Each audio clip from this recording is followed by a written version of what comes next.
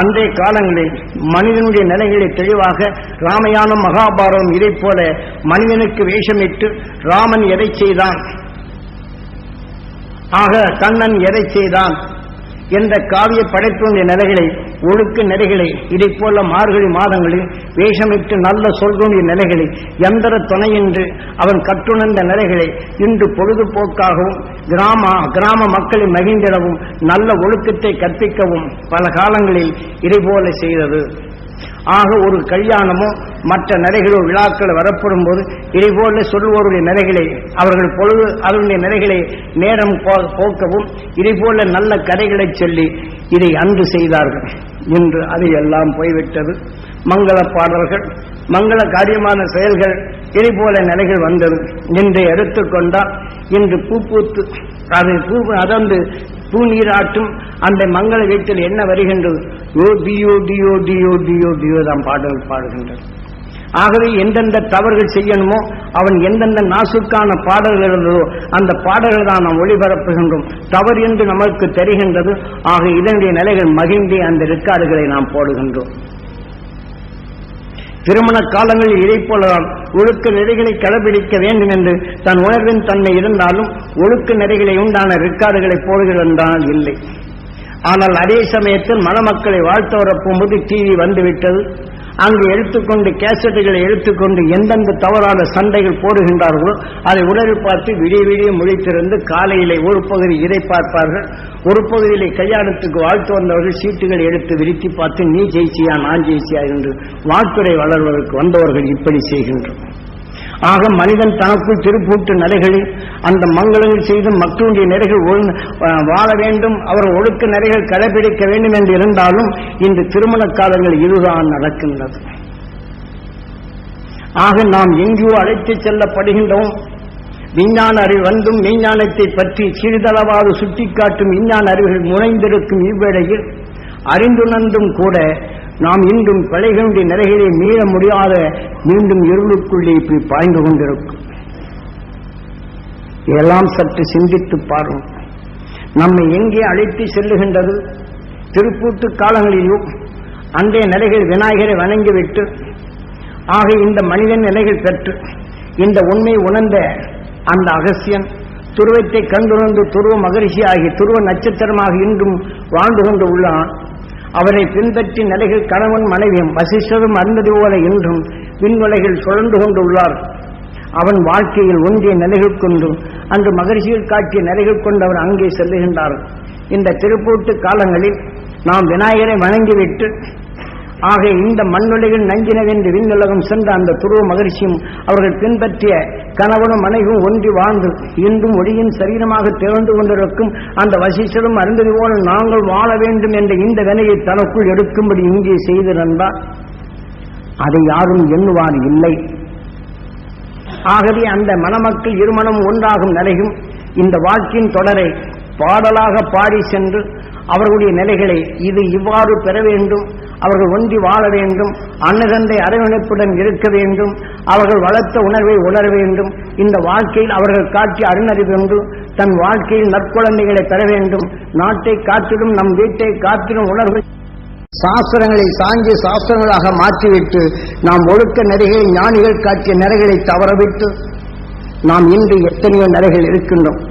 ஆக இதையெல்லாம் செதறிக்காயை விட்டுவிட்டு இங்கு வந்த டிவியின் பாடும் டியோ பாடல்களையும் ஆக நேற்று வந்த மச்சான் என்ற பாடல்களையும் நிலைகளை என்ற நிலைகளையும் இப்படி பாடல்களை போட்டு அந்த படங்களை தேர்ந்தெடுத்து கல்யாண வீட்டில் போட்டு அதை வேடிக்கை பார்க்கிற ஒரு பக்கம்.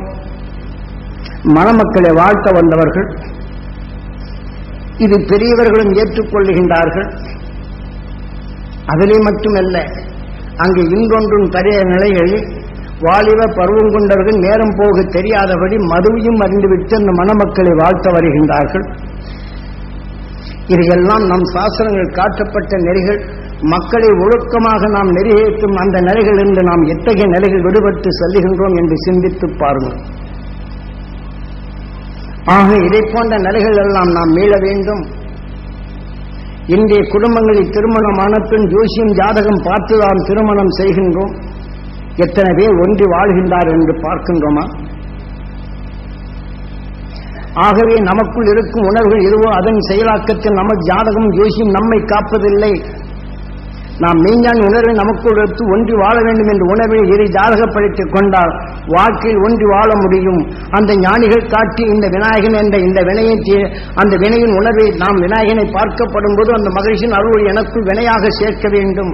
அதுவே எனக்குள் விதியாக இந்த ஒன்று வாழும் நிலையாக எனக்குள் முழுமை பெற வேண்டும் என்ற உணர்வினை அன்று சாஸ்திரங்களாக படிக்கப்பட்டானே, அது பரீட்சை செய்தானே, அதை ஏற்றுக்கொண்டமா? ஆகவே இதை போன்ற நிலைகளிலிருந்து நாம் அனைவரும் ஞானிகள் காட்டிய சாஸ்திரத்தை நாம் கடைபிடிப்போம். விநாயகரோ முருகனோ சரஸ்வதியோ லட்சுமியோ ராமனோ கிருஷ்ணனோ இவை எல்லாம் சாஸ்திரத்தில் உண்மை. ஈசன் என்று சொல்வதும் நமது உயிர் ஈசனாக இயக்கின்றது சாஸ்திரப்படி உண்மை. நமக்குள் இயக்கிக் கொண்டிருக்கும் அந்த உணர்வின் தன்மை கொண்டு நமக்குள் உயிருக்குள் வெப்பமாவது விஷ்ணு, இது உண்மை. ஆக இயக்கத்தால் ஈர்க்கும் காந்தங்களாக வரும் இந்த நிலை நமக்குள் லட்சுமி கவரும் சக்தி கொண்டு காந்தம் என்ற நிலைகள் கொண்டான். அதே சமயத்தில் கண் மனிதனாக உருவாக்கிய பின் கண்ணுக்குள் இருக்கும் கடவுளை மற்றொன்றை எழுத்து தனக்குள் பரிசீலனை ருக்மணி அவன் சாஸ்திரப்படி பெயரை வைத்தான். அதனின் காந்த புலனால் தனக்குள் கவர்ந்திடும் இந்த நிலையை சாஸ்திரப்படி சத்திய பாமா. ஆக எவர் தவறு செய்தாலும் எப்பொருளை பார்த்தாலும் இந்த உணர்வின் அலைகளை தனக்குள் ஆன்மாவாக மாற்றி நாம் நுகரும் உணர்வு உயிரிலே பட்டு அந்த உணர்வின் அலையாக நமக்குள் உண்மையை சொல்லுகின்றது சத்திய பாமா. உண்மையை தனதாக காட்டுகின்றது, தனக்குள்ளே உணர்த்துகிறது என்று காரண பெயர் வைத்தானே, அதெல்லாம் கடவுள் அல்லவா? நமக்குள் கண்ணாக இருந்து கண்ணனாக இருந்து ஆக இதனின் உணர்வின் தன்னை கண் கவர்ந்து நாம் சுவாசித்து உயிரோடு இயக்கப்படும்போதுதான் கண்ணன் தான் சங்கநாதம் ஊதிய பின்தான் குருச்சேத்திரை போரே. எதனின் நிலையை நாம் நுகர்கின்றோமோ நமக்குள் பதிவு செய்த நல்ல எண்ணங்களுக்கும் நல்லவைக்கு நல்லவை ஆகும்போது அந்த மகிழ்ச்சி நிலைகள் அதற்குள் மகிழ்ச்சி ஆகின்றது. எது நிலை ஆகும்போது போர் முறையே வருகின்றது.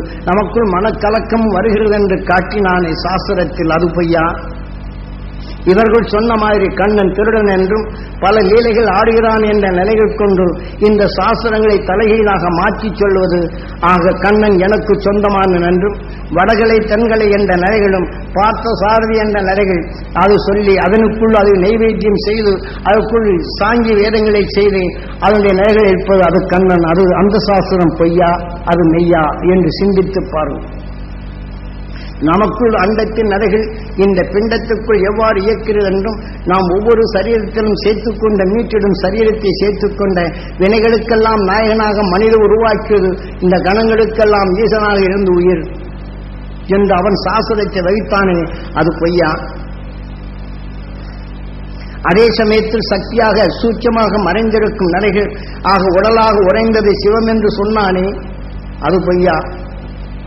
ஆக நாம் எண்ணும் எண்ணம் எதுவாகினாலும் விஷ்ணுவான உயிர் ஆக தனக்குள் கவர்ந்து கொண்ட காந்தம் லட்சுமி கவர்ந்து அந்த உயிருடன் இயக்கப்பட்டு சுழலின் நிலைகளை அந்த எண்ணத்தை ஜீவனுவாக உருவாக்கதை பிரம்மாவின் அதாவது விஷ்ணுவின் மகன் பிரம்மா என்று சொன்னான். அந்த சாஸ்திரம் பொய்யா? அந்த உணர்வின் சக்தி ஜீவ அணுவாகி உயிருடன் ஒன்று இயக்கும் உடலாக மாற்றினானே சிவமாக. ஆக இதனின் நிலைகள் பொய்யா? இதை நல்ல சிந்தித்து பாருங்கள்.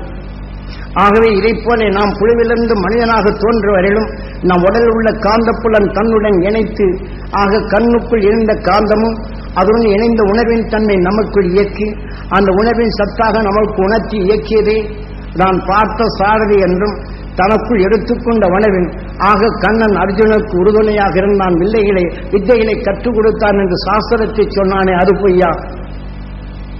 வடகலை தென்கலை என்று பார்த்தசாரதி கோயிலில் நாங்கள் சொன்னதுதான் உண்மை, நீங்கள் சொன்னதுதான் உண்மை, யானைக்கு எப்படி தன்களை வாழ ராமத்தை இட வேண்டும் என்று கோர்ட்டிலே கொண்டு கேஸ் போட்டுக் கொண்டு இருக்கின்றார். அந்த கடவுள் என்ன ஆனது?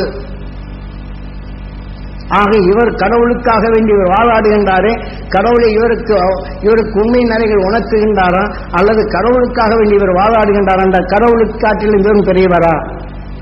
நமக்குள் நின்று எண்ணிய உணர்வின் தன்மை எவ்வாறு இயக்கிறது என்று சாஸ்திரத்தை காட்டினானே, அது பொய்யா? சற்று சிந்தித்து பாருங்கள். இதையெல்லாம் மதங்கள் ஆக்கப்பட்டு மதத்தின் அடிப்படையில் கொண்டு தான் இந்த வாழ்க்கையை உயர்த்திட வேண்டும் என்று இப்படி வயந்தாலும் இந்த வாழ்க்கையில் எத்தனை காலம் நீ வாழ்ந்திட போகின்றாய்? அப்படி வாழ்ந்தவர்கள் எத்தனை பேர் இருக்கின்றார்கள்? பிறரை பழித்தோ, பிறரை அழித்தோ, பிறரை இன்சித்தோ தனக்குள் செல்வங்களை தேற்றவர்கள் எத்தனை கோடி பேர் இருக்கின்றார்கள், வாழ்கின்றார்கள். ஆக தெய்வத்தின் பேரால் மற்றவருக்கு தீங்கு விளைவித்து மடாதிவேல் என்ற நிலைகள் செய்து அவர்கள் இன்று எத்தனை மடாதிவேல்கள் வாழ்ந்து கொண்டு உள்ளார்கள். பல நிலைகளில் தனக்குள் மதத்தின் அடிப்படையால் சுகங்களை தேடினாலும் மக்களுக்கு நீ என்ன சேவை செய்தார், உண்மையுடைய நிலைகளை எதை உணர்த்தினார்? ஆக சாஸ்திர விதிகளின் தன்மை கொண்டு தனக்கு மாறாக நடந்தால் அவனை கொன்று பொறிக்கதான் மடாதிபதிகள் முடிந்ததை தவிர அவனுக்கு வாழ வைக்கும் வழி இல்லை. அரசு காலங்கள் கொடுத்த அந்த நிலையை தனக்கென்று சாதகப்படுத்தி மக்களுக்கு இன்று உணர்ந்த நிலைகள் கொண்டாலும் விஞ்ஞான அறிவு கொண்ட நிலையில் இன்று மடாதிபதிகள் இருக்கக்கூடிய மக்களுக்காக நீ என்ன செய்தாய்? அது சற்று சிந்தித்து பார்த்தோமா? எல்லா மதங்களிலும் இது உண்டு. நாம் பெரியதா நீ பெரியதா, ஆட்சி பிரிவு சண்டைகள் வரும். இந்த கோயில்களில் நாம் பெரியவன் நீ பெரியவன், என்னுடைய ஆட்சிதான் இருக்கும் என்று இங்கே தகராறு. ஆலயங்களில் எவன் வலுப்பெற்றதோ அதன் நிலைகள் கொண்டு ஆலயங்களில் இருவர் அர்ச்சனை செய்வதோ அபிஷேகம் செய்வதோ எல்லாமே. இதை போன்ற மதங்களில் இதைக்குள் இது செய்வது தவறு என்ற நிலைகளும் இதை போன்ற மற்ற மதங்களிலும் அந்த ஆலயங்களில் அவர்களுடைய பள்ளி வாசல்களோ அல்லது கிறிஸ்து மதத்தில் இதைப்போல் ஒருவருக்கொருவர் போர் செய்கிறதும் உண்டு. ஆக நாம் ஆண்டவன் என்று யார் மதித்தோமோ அந்த ஆண்டவனை பழித்திடும் நிலையாக நம்முடைய செயல்கள் அமைந்து கொண்டிருக்கின்றது. ஆக மக்களை காக்கும் நிலைகள் ஞானிகள் கூட்டிய நிலைகளை தன் சுகபோகத்திற்காக நம் மெய்ப்பொருளை அழித்திட்டு எல்லா மதங்களிலும் இன்று தீமை விளைவிக்கும் நிலைகளை உருவாக்கிவிட்டது. ஆக ஞானிகளை மகான்களை பற்றி போற்றி தொய்த்தாலும் அந்த மகானுடைய நிலைகளை துளியளவாது நமக்குள் எடுத்து மனிதன் ஒரு கடவுளாக உருவாக்கப்பட்டது. அவனுக்குள் இந்த நிலையில் அவனை மதிக்க வேண்டும் என்ற நிலைகள் வேறுடன் புகுந்து விட்டது, மறைந்து விட்டது. ஆகவே இதை போன்ற நிலைகளை ஞானிகள் காட்டிய அறிவழிகளில் நம் உடலுக்குள் நாம் காந்தம் கவர்ந்த உணர்வின் செயலாக நாம் அறிந்தாலும் அந்த அறிவின் ஞானம் அனைத்தும் மகா சரஸ்வதி என்று மனிதனுக்குள் அறிவின் ஞானம் வளர்ந்தது என்று சொன்னாங்க. அது பொய்யா? ஆக கவர்ந்து கொண்ட உணர்வின் தன்மை அனைத்தும் படைக்கும் திறன் பெற்றது மகா பராசக்தி. ஆக மனிதனுக்குள் அனைத்தும் உணர்ந்து ஒவ்வொன்றும் உருவாகும் ஆற்றல் மிக்க இசக்தி நமக்குள் பராசக்தியாக வீற்றிருக்கின்றதே என்று சொன்னானே, அது பொய்யா? ஆக இவை அனைத்தும் உருவாக்கும் நிலைகள் கொண்டு இன்று ஆறாவது அறிவாக மாற்றி அமைக்கும் திறன் கொண்டதும் பிரம்மாவை சிறப்பிடித்தான் முருகன் மனிதன் ஆறாவது அறிவின் தன்மை கொண்டு உலகையை படைத்திடும் நிலையும் ஒவ்வொன்றும் புதிதாக சிருஷ்டித்திடும் வன்மை பெற்றது மனிதனின் அறிவு. ஆக அத்தகைய மனிதன் அறிவின் தன்மை எதிலே சிருஷ்டிக்கின்றோம்? கொலை செய்யும் உணர்விலே சிருஷ்டிக்கின்றோம். மற்ற மதத்தை உருவாக்கி மற்ற மதத்தை அழித்திடும் உணர்வை நமக்குள் கனவாக ஆறாவது அறிவின் தன்மை கொண்டு மனிதனுக்கு மனிதன் போர் செய்யும் மனிதனுக்கு மனிதனும் அழித்திடும் நிலைகளைத்தான் நாம் உருவாக்கி உள்ளமே தவிர ஆறாவது அறிவின் துணை கொண்டு மனிதனை மனிதனாக மதித்து மனிதனின் வாழ்க்கையில் மனிதன் பிறந்த இந்த மனித உடலை மதித்து இந்த உடலை விட்டு நாம் சென்ற பின் மகரிஷிகள் காட்டிய அருளுடைய இந்த விநாயகர் தத்துவத்தை காட்டினானே, அதன்படி நாம் மகிழ்ச்சியின் உணர்வை தனக்குள் வினையாக சேர்த்து அது நம்ம வாழ்க்கையில் வந்த இருளை போக்கி மெய்ப்பொருள் காணும் உணர்வை வெளிப்படுத்தினானே, அதை நாம் மதிக்கின்றோமா? சற்று சிந்தித்து பார்ப்போம். ஆகவே இன்றைய நிலைகளில் என்று நாம் எதற்காக இதை சொல்லுகிறோம் என்றால், நம்முடன் வாழ்ந்து நம்மை காத்திட நிலைகள் எத்தனையோ இன்னல்களை சுமந்து இந்த உடலை விட்டு பிரிந்து சென்ற நம் குலதெய்வமான மூதாதையுடைய நிலைகளையும் உடனடியாக அந்த சப்தரிஷி மண்டலத்துடன் இணைக்கப்பட்டு அவர்கள் இனி பிறவா நிலை என்ற நிலைகளை பெருநிலையை செய்ய வேண்டும்.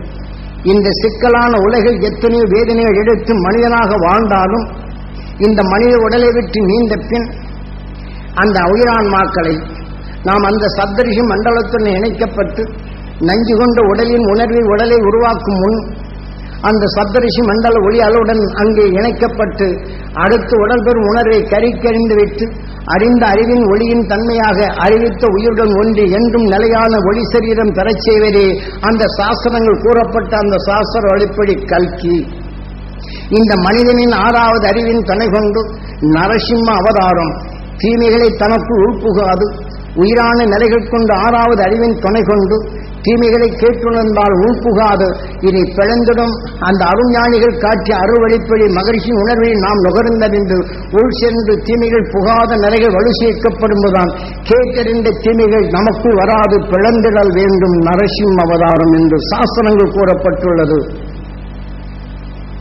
அதைத்தான் மகரிஷி ஈஸ்வரபட்டா பித்தனை போன்றிருந்து உலகின் நிலைகளை எந்த வகையில் நீ பெற வேண்டும், உலக மக்களுடைய நிலைகள் உயிரை கடவுளாக மறிக்க வேண்டும், அதனை நீ எவ்வாறு பின்பற்ற வேண்டும், அவர்களின் துணை கொண்டு நீ எவ்வாறு செல்ல வேண்டும் என்று உணர்ச்சிய நிலைகள் கொண்டுதான் இன்று அந்த பூர்ண பௌர்ணமி இன்று தேய்பிறையாக இருந்து பூர்ண நிலாவாக இருக்கின்றது. ஆக மீண்டும் அடுத்து மற்ற கோள்கள் நிலைகள் படப்படும் போது இந்த பூர்ண நிலா சிறுக சிறுக குறைந்து அதனுடைய இருளுக்குள்ளே மறைந்து விடுகின்றது. மனிதனான நாம் புழுவிலிருந்து மனிதனாக வரதான் மகரிஷிகள் காட்டிய அருள்வழியில் நாம் எந்த நிலையில் நாம் வாழ்ந்தாலும் எவ்வளவு தர்மத்தின் சிந்தையில் இருந்தாலும் பிறர்படும் கஷ்டங்களையோ பிறர்படும் துயர்களையோ பிறர் செய்யும் தவறுகளையோ கேட்டு உணராது இருக்க முடியாது. ஆக சுத்தமான பாதாமிய நிலைகள் போட்டாலும் அதனை உணவாக உட்கொண்டால் தூய்மையுடைய நிலைகள் கொண்டு சத்தாக உருவாக்கினாலும் தீமை கண்ட உணர்வை நாம் நுகர்ந்தால் அந்த சத்தின் தன்மையை நமக்குள் வளராது அதுவே அழித்துவிடும். நீங்க எவ்வளவு சத்து கொண்ட உணவை நீங்க உட்கொண்டாலும் வேதனை கொண்ட உணர்வை அடிக்கடி நீங்க சுவாசிக்கும் போது உங்களுக்குள் வேதனையின் தன்மை வளர்ந்து உங்கள் சத்தான ஆகாரத்தையும் அது பலியாக்கிவிடும். ஆகவே இதை போன்ற நிலைகளை நமக்குள் கொண்டு குவித்துக் கொண்டிருக்கும் இன்று நஞ்சு கொண்ட உலகில் விஞ்ஞான அறிவால் மனிதனுடைய நிலைகள் இன்று தீமையின் உணர்வாக நம்முள் விளைந்த உணர்வுகள் சூரியன் காந்த சக்தியாக கவர்ந்து இது சேமித்து வைத்துள்ளது. ஆக நாம் கேட்டென்ற உணர்வுகள் நாம் ஒவ்வொரு மனிதன் உள்ளுக்கு பதிவாக்கி உள்ளோம். ஆக பதிந்து கொண்ட உணர்வுகள் நாம் மனிதனின் வெளிவிட்ட நிலைகளை அது வளர அது கவரும். கவர்ந்த உணர்வுகள் நுகரும் போது அந்த உணர்வின் செயலாகவே நம்மை இயக்கும். அந்த உணர்வின் சக்தி நம் உடலுக்குள் விளைந்து நமக்குள் தீமையின் நிலைகளே விளையும். இந்த தீமைகள் அகற்றி அருஞான உணர்வை நாம் நுகர்வோம் என்றால் அந்த சக்தியை நாம் பெற முடியும். ஆகவே மகரிஷி ஈஸ்வரவட்டாய குருதேவர் அருளிய அருள்வழிப்படி நாம் இதனை செய்ய வேண்டும். ஆக நாம் இதைப்போல மகரிஷிகள் காட்டிய அருள்வழியில் எமது குருநாதர் காட்டிய நிலைகளில் உண்மையினை உரைக்கப்பட்டு நம் உயிரின் ஆக்கங்களை தெளிவாக்கப்பட்டு அருள் மகிழ்ச்சிகள் பெற்ற உணர்வினை உங்களுக்குள் உணர்ச்சி தூண்டும் நிலைகளாக இந்த உணர்வினை பதிவு செய்யப்பட்டு அந்த உணர்வின் இயக்கத்தால் அந்த மகிழ்ச்சியின் அரசக்தி பெறும் பகுதியை ஏற்படுத்தினால்தான் இது முடியும், சாத்தியமாகும். தவமிருந்தோ வளமிருந்தோ மற்ற நிலைகள் நாம் செயல்படும் என்றால் இந்த தவமோ குண்டலி யோகமோ மற்ற யோகங்களோ செய்தும் இது பெறுவது மிகவும் கடினம். ஆக நமக்குள் அந்த மகிழ்ச்சியின் உணர்வுகளை நமக்குள் அதிகமாக சேர்த்து அந்த உணர்வின் துணை கொண்டு நாம் நம்முடன் வாழ்ந்த வளர்ந்து இந்த உடலை விட்டு நீண்ட அந்த உயிரான்மாவை நாம் இதைப்போல வலுகொண்டு ஒருங்கிணைந்து உணர்வின் வலுகொண்டு இந்த உடலை விட்டு பிரிந்து சென்ற இந்த உயிரான்மாக்களை அந்த சப்தரிஷி மண்டல ஒளியுடன் கலக்கச் செய்து இந்த உடல் பெறும் நஞ்சினை அங்கே மகிழ்ச்சி உணர்வின் சக்தி கொண்ட உணர்வுக்கொண்டு அங்கு கரை தெரிந்துவிட்டு இந்த வாழ்க்கையில் அறிந்திடும் அறிவின் நிலைகள் நினைக்கச் செய்து அந்த உயிருடன் ஒன்றி என்றும் உண்மை பொருளாக மெய்ப்பொருளுடன் அது மெய்ப்பொருளாக ஒன்றி என்றும் பிறவா நிலை என்ற பெருநிலை அடைந்து என்றும் ஒளியின் சரீரமாக நிலைத்திருக்க நாம் செய்தால் அவரின் உணர்வில் கொண்ட உடலான நாம் விண்ணை நோக்கி ஏகும்போது அந்த சப்த ரிஷிகளின் அருள் உணர்வை நாம் எளிதில் பெற முடியும். நம்மை அறியாத வந்த தீமைகளை அகற்ற முடியும். இவ்வழி இல்லாதபடி நாம் எதையும் செய்ய முடியாது. உங்கள் விஞ்ஞான அறிவுப்படி நீங்கள் எதை எடுத்துக்கொண்டாலும் இதைதான். பௌத்தீக நிலைகளை நீங்கள் எடுத்துக்கொண்டாலும் அந்த ஞானிகள் காட்டிய சாஸ்திர விதிப்படி நாம் நடந்தால் நமது வாழ்க்கையில் நம்மை எரியாது புகுந்திருக்கும் நிலைகளிலும் நாம் தவறு செய்யாத நெஞ்சு கொண்ட உணர்வுகள் பரவி கொண்டிருக்கும் நிலைகளும் பிறர் செய்யும் தவறுகளையோ பிறர்படும் தீமைகளிலிருந்தோ பிறர்படும் வேதனைகளை உற்று பார்த்து அது பதிவு செய்து கொண்டால் அதன் உடல்களில் இருந்து வெளிப்பட்ட உணர்வுகள் இங்கே வரத்தான் செய்யும், நம்ம முன் நிற்கத்தான் செய்யும். சுவாசித்த உணர்வுகள் நம் உயிர் இயக்கிய உணர்த்ததான் செய்யும். அந்த உணர்வின் தன்மை நமக்குள் அந்த தீமின் விளைவாக விளையத்தான் செய்யும். இதிலிருந்து விளைவுகளை மாற்றி அமைக்க நாம் தங்கத்துக்குள் திரவகத்தை ஊற்றி அதனுடன் கலந்த செம்பும் பித்தளையும் நீக்குகின்றமோ இதை போன்று நாம் நீக்குதல் வேண்டும். அதைத்தான் நீக்க வேண்டும் என்றால் மகிழ்ச்சிகள் இத்தகைய தீமைகளை அகற்றி உணர்வினை ஒளியாக மாற்றி சென்ற அந்த மகிழ்ச்சியின் அரசக்தியை பெற வேண்டும். ஏனென்றால் பிறவி கடனை அற்று வின் சென்றவர்கள் அவர்கள் உணர்வை நாம் அணுகினாலும் நம் எண்ணத்தை சுட்டு பொசுக்கிவிடும். ஆக அதை கவரும் உணர்வாக நமக்கு ஒருக்கிற இந்த உணர்வினை சேர்த்து ஆக நாம் அனைவரும் ஏகுவித்த நிலைகள் கொண்டு அவர் எண்ணமுடன் ஒத்த நிலைகள் கொண்டு வலுப்பெற்று அதை நாம் நுகரும் தன்மை கொண்டு நாம் அதை ஈர்த்தால் நம்ம உணர்வின் நிலைகள் கலந்து ஆக சிறிதளவே நமக்குள் வரும். ஆக நமக்குள் சிறிதளவே வந்தாலும் நமக்குள் இருக்கும் தீமையுடைய நிலைகள் இது கலக்கும். ஆக தீமைகளை அகற்றிடும் உணர்வாக நமக்குள் கலந்து நம் சுவாசிக்கும் உணர்வுக்குள் பதிவாகி விடுகின்றது இந்த எண்ணம். அந்த நிலை செய்யப்படுவதற்கு இன்றைய நிலைகளில் நாம் எடுக்கும் இந்த தியானம் பூர்ண நிலா. ஆகவே நாம் எப்படி பூர்ண நிலாவாக இருந்து அது தேய்வரை ஆகின்றதோ இதை போல மனிதனானத்தின் பிறருடைய தீமைகளை கேட்டறிந்து நமக்குள் அறிந்திடும் அறிவின் தன்மை மங்கி நமக்குள் அது நிறைய குறைந்து அடுத்த மனித பிறவி அற்றாத நிலைகள் கொண்டு தேய்வரையான நிலைகளை மனித உறவை மாற்றிவிடும் நமது உயிர். ஆகவே இன்று முழுமையாக பெற்ற அந்த மகிழ்ச்சியின் உணர்வின் நிலைகளை நாம் பெற்றோம் என்றால் நிச்சயம் நாம் ஒளியின் சுடராக என்றும் நிலைத்திருக்க முடியும். ஆக அன்று நபிகள் நாயகம் தீமையுடைய நிலைகளை தேய்வரையாக வளரும் நிலைகள் கொண்டு உன்னுடைய வளர்ச்சியில் இருளை போற்று ஒளியாகு என்று சொன்னார்.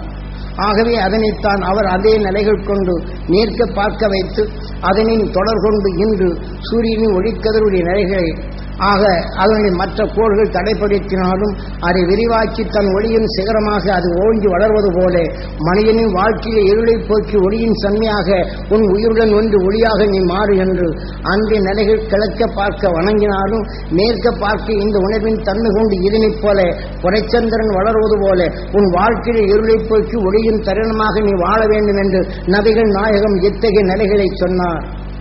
அதை யாரும் அவருக்குள் இருப்போர் உணர்வில்லை.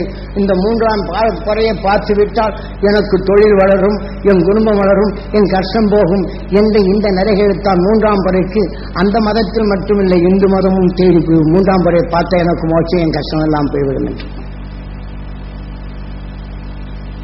அந்த மூன்றாம் பறை வாசித்த பின் தான் அவருடைய விரதங்களும் நோன்புகளும் புரிகின்றார்கள்.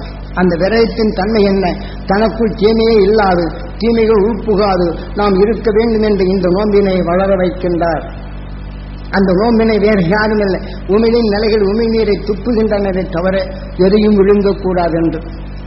ஆக எவ்வாறு இது விழுங்கக்கூடாது என்ற நிலைகளை அவர் சொல்லியுள்ளார். ஆக ஒவ்வொரு நிமிடமும் உயர்ந்த நிலைகளை மக்களின் நிலைகளை தெளிவாக்க வேண்டும் என்று இந்த உமிழ்நீரை சுரக்க வேண்டும். தீமைகளை நீ துப்பிவிட வேண்டும். தீமைகள் தனக்குள் வராதபடி அந்த நினைவின் தன்னை தனக்குள் நுகர வேண்டும் என்றுதான் அவர் சொன்னாரே தவிர உமிழ்நீர் சுரப்பதை துப்பிவிட்டு அதனை நோன்பின் தன்மை வரப்படும்போது இருகூர்ந்த நிலைகளில் உணவாக உட்கொள்ளச் சொல்லவில்லை. ஆக உயர்ந்த உணர்வின் தன்மையை தனக்குள் உணவாக உட்கொள். தீமையின் நிலையை நுகராதே. தீமைகள் எங்கே இருந்தாலும் அது நுகராது. அனைவரும் நன்மைகள் பெற வேண்டும் என்ற நிலைகளைத்தான் அந்த நோன்பினை நமக்குள் எடுத்து தீங்கான உணர்வுகள் நுகரப்படும் போது உனக்குள் இருளின் தன்மையை வரும். ஆக பொறை சந்திரனாக இருந்து அனைவரும் மகிழ வேண்டும் என்று கதிரவனின் ஒளி கொண்டு எப்படி பூர்ண நிலவாக மாறுகின்றதோ இதை போல உன் வாழ்க்கையில் வளரும் தன்மையை நீ பெற வேண்டும் என்றுதான் அவருடைய சாஸ்திரங்கள் கூறப்பட்டது. அதிலே எல்லக்கூடிய நிலைகள் நீங்கள் தெரிந்து கொண்டால் போதும். அவர்கள் மகான்கள், அவர்கள் உண்மையை உணர்ந்தார்கள். அவர் காலத்தால் சென்ற பின் அவரை பேரைச் சொல்லிதான் அவரவர்கள் மதங்களாக பெருக்கப்பட்டு அதற்குள் இனங்களாக பெற்ற நான் சொல்வதுதான் உண்மை, நீ சொல்வதுதான் உண்மை என்று அதற்குள் இன்று மறைபோர் சாடி கொண்டு உள்ளார்கள். இதே போலதான் வள்ளுவரும் நமக்குள் காட்டிய உணர்வின் தன்மையை அவர் காட்டிய நிலையை இன்று நாம் அது அறியாது நாம் அதனுடைய தேடிக்கொண்டு இருக்குது. நான் கண்டுபிடித்ததான் உண்மை என்ற நிலைகளும் நமக்குள்ளும் அந்த உண்மையின் பெயரை சொல்லி நாம் இன்று எத்தனையோ நிலைகளில் தவறு செய்து கொண்டே உள்ளோம். ஆகையினால் நாம் அந்த மகிழ்ச்சிகள் காட்டிய அருள்வழியில் நமக்குள் இன்றைய நிலைகளில் இந்நேர வேளும் தீமைகள் எதுவென்றும் உண்மைகள் என்று என்றும் ஞானிகளால் காட்டப்பட்ட சாஸ்திர உண்மைகள் எதுவென்றும் நாம் அறிந்து கொண்டோம். ஆக நமது உயிரின் தன்மை கொண்டு பிரபஞ்சத்தின் உணர்வின் உணர்வாக தனக்குள் மாற்றி மனிதன் உடலாக எவ்வாறு மாற்றியது என்ற நிலையை சாஸ்திர விதியை தெளிவுகிறோம்.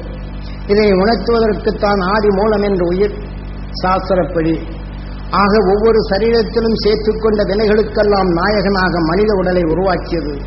ஆக இந்த கணங்களுக்கெல்லாம் ஈசனாக இருந்து இயக்கியது உயிர் கணேசா என்று சாஸ்திர வெளிப்படி காரணப்பேரை வழித்து அழைக்கின்றார்கள். மூசிக வாகனா தன்னை காத்திடும் உணர்வுகள் தான் சுவாசித்து அந்தந்த உடலில் கணங்களுக்கு அதிபதி என்று மான் புலியின் உணர்வை சுவாசிக்கும் போது அந்த மானின் உடலுக்குள் புலியின் உணர்வு கணங்களுக்கு அதிபதியாகி இதை அச்சுறுத்தி புலியின் நினைவை உருவாக்கி அதனின் தொடை கொண்டு அந்த மூசிக வாகனா அதனின் சுவை கொண்டு எதை சுவாசித்ததோ அது வாகனமாக அமைத்து புலியின் உடலாக அது மாற்றியது. இதை போன்றுதான் மனிதனான பின் இந்த வாழ்க்கையில் தீமையுடைய நீக்க தீமையை அகற்றிய உணர்வின் அந்த மகிழ்ச்சியின் அரிசக்தி நுகர்தல் வேண்டும். மூசிக வாகன அதனின் உணர்வை கணங்களுக்கு அதிபதியாக்கி இந்த வாழ்க்கையினின்று தீமைகளை சுட்டு புசுக்கி உணர்வின் ஒளியின் சரீரமாக நீ நிலைகொள் என்று இந்த விநாயகர் தத்துவத்தை இங்கே தெளிவாக எடுத்துவிட்ட இந்த சாஸ்திரத்தை நாம் எவ்வாறு பொய்யாக்கி சாங்கி சாஸ்திரத்தில் சிக்குண்டு தன்னை அறியாது தன்னலைகள் இன்று எவ்வாறு இன்று மதம் என்றும் இனம் என்றும் நிலைகளுக்கும் அது செய்வான் இவர் செய்வான் என்று நாம் எண்ணிக்கொண்டு உள்ளோம். இதை போன்ற நிலைகளிலிருந்து அந்த சாஸ்திர விதிப்படி நாம் அந்த ஞானிகள் மகரிஷிகள் காட்டிய உணர்வை உங்களுக்குள் உணர்வை கலந்தரும்படி அந்த எண்ணத்தை ஓங்கி எமது குருநாதர் அருளின் நிலைகள் உங்களுக்குள் அந்த மகரிஷியின் உணர்வை பெறும் தகுதியை ஏற்படுத்திய உணர்வின் நிலைகள் கொண்டு நாம் ஏங்கி அந்த மகரிஷியின் அசக்தியை பெறுவோம். இந்த உணர்வின் துணையால் தான் சிறுதுளி பெருவெள்ளம் ஆக சிறுக சிறுக மழை பெய்ந்தாலும் அது ஒருக்க சேரும்போது நீராக ஓடுகின்றது. நாம் சிறுதுளி பெருவெள்ளம் போன்று அந்த மகிழ்ச்சியின் உணர்வுகளை உங்கள் சிறு உள்ளங்களில் பதிவு செய்து இந்த உணர்வை ஏற்றி ஒன்றாக நாம் சேர்த்து ஏங்கி பெறும்போது மகிழ்ச்சியின் அருள் உணர்வுகளை அவன் அலைகளை நாம் பருகி ஈர்க்கும் போது நம் உணர்வின் ஆன்மாவில் கலந்து அதனை நமக்கு நமக்குள் அது பெரும் தகுதி ஏற்படுத்தும் சந்தர்ப்பம்தான் இன்றைய நிலைகளில் நாம் தியானிக்கும் இந்த உபதேசமும் மகரிஷிகளின் அருசக்தியை நாம் பெரும் தகுதியும் என்று எவ்வாறு பூரண நிலாவாக இருக்கின்றதோ இதைப்போல என்றும் பிறருடைய நிலைகள் சாராது உயிருடன் ஒன்றி ஒளியின் சரீரமாக நிலை பெற முடியும். அது நிலைபெற வேண்டும் என்றால் நாம் அனைவரும் ஒருக்கச் சென்று நம்முள் வாழ்ந்து உடலை விட்டு பிரிந்து சென்ற இந்த உயிரான்மாக்களை இது வலிவின் தன்மை கொண்டு இன்று விண்ணை விட்டு அவர்களை கடக்க செய்து அந்த சப்தரிஷி மண்டல ஒளியுடன் கலந்து அந்த தீமை பெற்ற நஞ்சான உணர்வின் நிலைகளை உடல் பெறும் உணர்வை கரைக்கிவிட்டு உயிருடன் ஒன்றிய நிலைகளை என்றும் நிறைவேறச் செய்ய வேண்டும். அவ்வாறு நாம் நிறைவேறச் செய்தால்தான் நாம் அந்த மகிழ்ச்சியின் அருள்சக்தியை நாம் பெற வேண்டும் என்று எண்ணும் போது எளிய நாம் பெற்று நமக்கு வரும் தீமைகளை அளக்கும் சக்திகளை நாம் பெறுகின்றோம். குருநாதர் காட்டிய அறுவழியில் நாம் இதை பெறுவோம். நாம் மகிழ்ச்சியின் அருள்சக்தியை பெற இப்போது தியானிப்போம்.